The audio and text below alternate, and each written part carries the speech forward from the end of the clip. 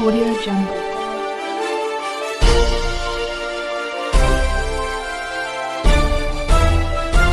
Audio Jungle. आप देख रहे हैं CRS न्यूज सच के साथ। भदोही से संवाददाता कृष्णा दुबे की खास रिपोर्ट। भाजपा के भावी प्रत्याशी डॉ श्यामधर तिवारी लोकसभा 78 लोगों ने किया जोरदार स्वागत।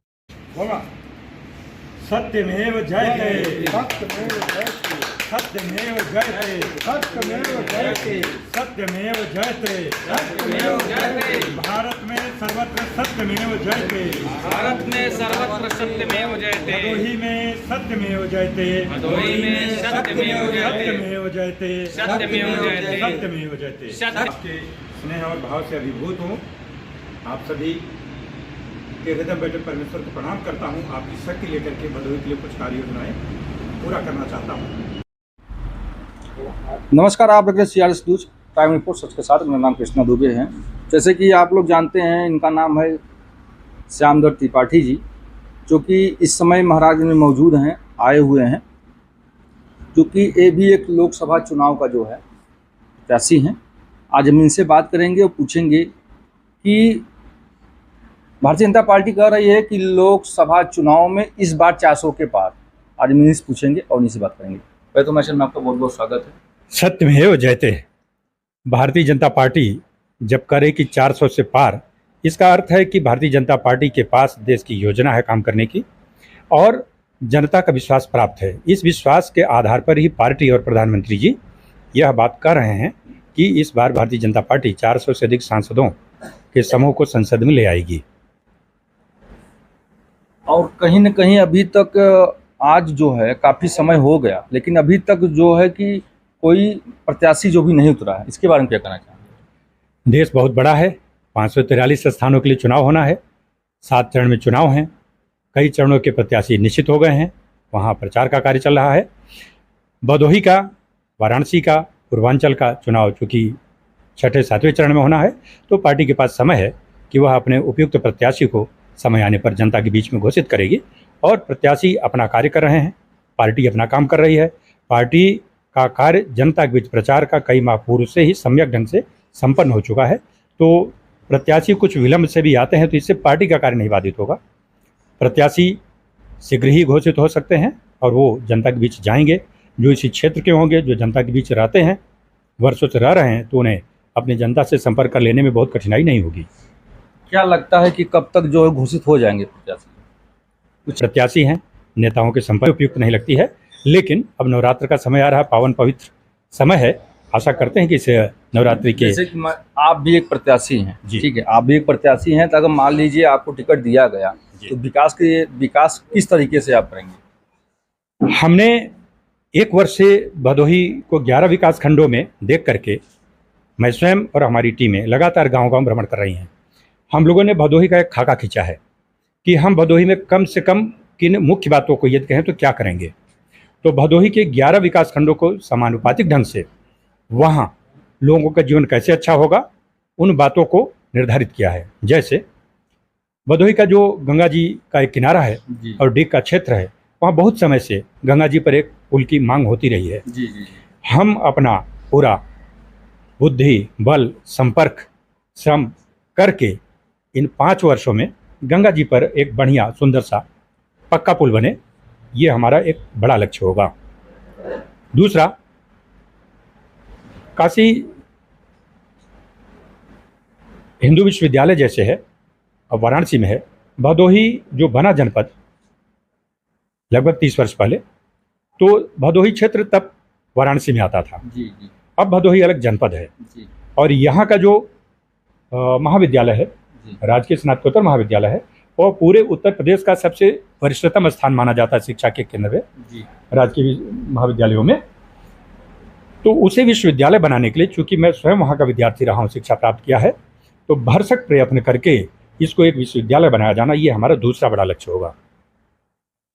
ऐसे ही 11 विकास खंडों में इतनी पौधशालाएं तैयार कराएं हम लोग, पहले से कुछ हैं, कुछ और कराएंगे, कि भदोही के प्रत्येक व्यक्ति के घर पर गांव में जो रहते हैं और जिनके पास थोड़ा भी स्थान है, वहाँ 5 प्रकार के फल, फूल, शाक, औषधियाँ पर्याप्त संख्या में, यानी भारत के भदोही में इतनी हरियाली होगी, इतना फल फूल शाक की समृद्धि होगी कि उसको खाएंगे और सामान्य परिवार का, पिछड़े परिवार का, वंचित परिवार का, उन बच्चों का जीवन और स्वास्थ्य अच्छा होगा। देश हमारा भदोही से एक उदाहरण लेगा। इस लक्ष्य के लिए हम काम करेंगे। हमारा तीसरा बड़ा लक्ष्य होगा। इससे हमको रोजगार मिलेंगे। हमारे युवा जो उनकी ऊर्जा का उपयोग नहीं होता, इसका हम निर्यात और प्रसंस्करण भी करेंगे। ये हमारी एक जीवन को इसमें लगा देने की, और प्रधानमंत्री जी ने जो आदर्श गांव के सपने की बात कहा था 2014 में, जी उसको हम भदोही में करके दिखाएंगे। और हम एक गांव नहीं, 11 विकास खंडों में इसको संभव करेंगे, और हमें विश्वास है कि इसको हम कर ले जाएंगे। ये होगा। भाई, मेहनत करेंगे तो कर ही ले जाएंगे जी। और संघर्ष सबसे बड़ी चीज होती है। और हम इसी गांव में रहते हैं, हमको हरियाली अच्छी लगती है, फूल पत्ती पौधे अच्छे लगते हैं। जी। तो यदि हमको ये अच्छे लगते हैं और हमको राजधानी और नगर में नहीं रहना है, गांव में रहना है, तो आज यहाँ है, कल वहाँ है, परसों वही करते हैं हम अपने से, तो हमारे लिए सहज है। हम तो राज्य की सेवा में भी जहाँ रहे, नवतपुर चंदौली में रहे, तो हमने 108 फलदार वृक्षों का पूरा वन वहाँ तैयार किया। जी। कोई भी जाके आज देख सकता है। हम गोरखपुर में रहे, अपने कार्यालय के चारों ओर 251 पौधों का एक नंदन कानन जैसा फल फूल शाक के वहाँ औषधियों के वृक्ष लगाए। वहाँ के अधिवक्ता और वहाँ के व्यापारी उसका उदाहरण देते हैं। तो हमारे लिए बहुत सहज विषय, रुचि का विषय है। हम इसको करेंगे। इससे घर घर लोगों का पोषण स्तर बनेगा, हमारा पर्यावरण अच्छा होगा। जी। और ये बड़े सेवा छोड़ करके स्वैच्छिक सेवानिवृत्ति लेकर के ये विचार आया कि जो हमने 25 वर्ष में पढ़ा और जो इतिहास पढ़ा है भारत का, महान पुरुषों का, तो क्या प्रयोग कर सकते, जो अनुभव हमको प्राप्त है शासन प्रशासन का। तो मैंने गुरु जी से ये बात रखा, पंडित रामकृष्ण तिवारी जी से, जो ज्ञानपुर में रहते हैं। तो गुरु जी ने कहा, ठीक है बेटा, ये तो अच्छी बात है, तुम्हारे जैसे लोग आएंगे तो निश्चित रूप से जनता का जीवन स्तर अच्छा होगा, न्याय मिलेगा। तो हम लोग साथ में हैं। फिर गुरु जी ने, जो KNPG के सेवानिवृत्त प्राचार्य और शिक्षक हैं, लगभग 50 से अधिक संख्या है, जी। उन लोगों ने बैठक किया। और उनमें चूंकि सबसे वरिष्ठ गुरुदेव हैं प्रोफेसर विद्याशंकर त्रिपाठी जी गुरु जी, तो गुरु जी ने हमको गुरु जी के पास भेजा और कहा कि इस लोकसभा क्षेत्र का आरंभ होता है इधर से, वाराणसी से चलें प्रयाग की ओर, तो यहाँ महाराजगंज क्षेत्र है, यहाँ से तुम सूत्रपात करो। और जब से मैं गुरु जी के संपर्क में आया, मैं सोचता हूँ कि एक नन्हा छोटा सा बालक को पिता कैसे उंगली पकड़ करके लेके चलता है। जी। 80 वर्ष की अवस्था में उनको समाज को बनाने की इतनी ललक है, अपने गांव को, संस्कृति को, जी। जी। कि उन्होंने जब हमको देखा पाया और लगा कि नहीं, मैं कथनी और करनी में एक हूँ, सच्चा हूँ, जी। तब से उन्होंने मेरा हाथ पकड़ा। और फिर कभी भी मुझे नहीं कहना पड़ा, उन्होंने मार्गदर्शन किया कि औराई में कैसे संपर्क करना है, कौन कौन यहाँ सहायक हैं, उनको बुलाना, उनके यहाँ ले जाना, भदोही में कैसे होगा, ज्ञानपुर में कैसे होगा। तो कम से कम इन 3 तहसीलों और 3 विधानसभाओं में गुरुजी ने पिछले 1 वर्ष में, जून से लेकर के अब तक, जी। हमको जो आशीर्वाद दिलाया है, मैं समझता हूँ कि एक व्यक्ति अगर पूरा अपना जीवन बिता दे 25-50 वर्ष, तो भी शायद न प्राप्त होता इतना, जी, जी, जी। जितना मुझे एक गुरुजी से प्राप्त हुआ। तो उनकी जो पूरी जीवन की सामाजिक कमाई थी, वो उन्होंने अहेतुक मुझे दिया, सौंपा। और जिस प्रकार से कि मैं खाया हूँ कि नहीं, सोया हूँ कि नहीं, कहाँ आ रहा हूँ, क्या कर रहा हूँ, आदि या छोटे विषयों को बड़े विषयों की ध्यान रखते हैं। मुझे आश्चर्य है कि 25-30 वर्ष का युवक 80 वर्ष की अवस्था के गुरुजी के सामने नहीं टिक पाएगा, योजना करने में, विचार करने में, साथ देने में। मैं प्रभु से प्रार्थना करता हूँ कि ऐसे प्रोफेसर आदरणीय, मेरे पिछले जन्मों के भी गुरुवर पितृव्य को मैं प्रणाम करता हूँ। इस चैनल के माध्यम से पूरे भदोही को मैं संकेत करता हूँ कि मेरे राजनीतिक सामाजिक भी गुरु हैं, और गुरु जी का जैसा आदेश होगा, यह श्यामधर उन गाँवों में, उन घरों में, उन घंटों में खड़ा रहेगा। जो वचन ये रिकॉर्ड कर दिए जा रहे हैं, उनके पालन में, गुरु जी के और अतिरिक्त मार्गदर्शन में जो कुछ करना है वो सब मैं हृदय में बैठा चुका हूँ, इसको करूँगा। और जानता हूँ कि गुरु जी इस भदोही के लिए सोचना करा रहे हैं, न उनको कुछ चाहिए वो ये जानते हैं और मैं भी जानता हूँ, और मुझे भी कुछ नहीं चाहिए ये भी गुरु जी जानते हैं और मैं भी जानता हूँ।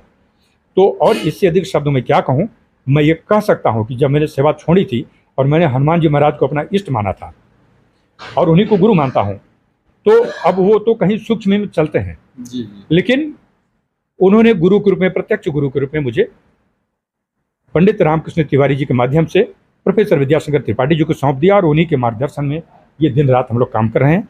न रात देखते हैं कि 12 कब बजी, न प्रातः देखते हैं कि 4 बज गया है। एक जुनून है इस समय, एक जुनून है कि भदोही क्यों पीछे है, भदोही में क्यों नहीं हुआ, भदोही में अब ये होकर के रहेगा। कोई शक्ति, कोई स्थिति, कोई परिस्थिति नहीं रोक पाएगी इन लक्ष्यों को प्राप्त करने में। यदि ये अधिकार, ये अवसर हम लोगों को प्राप्त होता है तो हम ऐसे गुरुजनों को, हम गुरुजी में और उन 100 गुरुओं को देख रहे हैं जो गुरुजन यहाँ ज्ञानपुर में रहते हैं और जिनके माध्यम से और बातें बैठ के विचार फैल रहे हैं इस भदोही लोकसभा क्षेत्र में। तो मैं उनका ऋणी हूँ, उनके आदेश पर तत्पर हूँ और मैं उस संकल्प को पूरा करने के लिए कटिबद्ध हूँ। जो गुरुजी कहेंगे वो भी करूँगा, जो हमने कहा है उसको भी करूँगा। मेरा सौभाग्य कि गुरुजी का मुझे साक्षात आशीर्वाद प्राप्त है। मेरी ये पूंजी है, मेरी शक्ति है गुरुजी का मस्तक मेरे हाथ पर होना। जैसे कि आप लोगों ने देखा, श्यामदत्त त्रिपाठी जी ने अपना जो है बात विचार आप लोगों के सामने रखा और बताया, विकास के बारे में भी बताया। मेरा नाम कृष्णा दुबे, आप देख रहे हैं प्राइम रिपोर्ट सच के साथ।